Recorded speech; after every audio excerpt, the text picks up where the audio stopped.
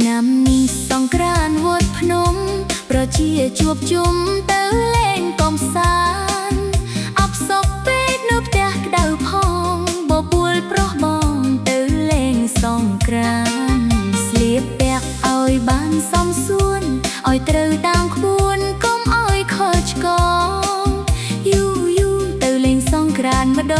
ងមើលគេឯងផងបន្ធូរអារម្មណ៍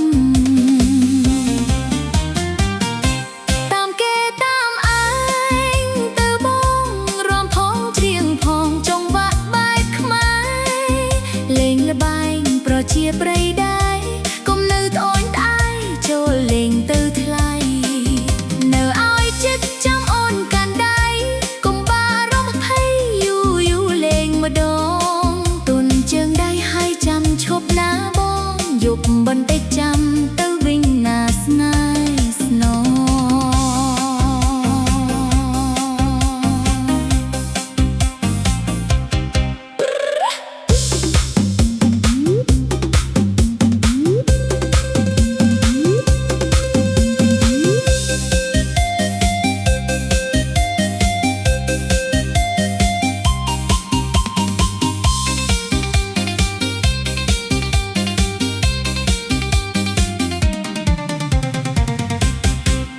ឆ្នាំនេះសង្ក្រាន្តវត្តភ្នំ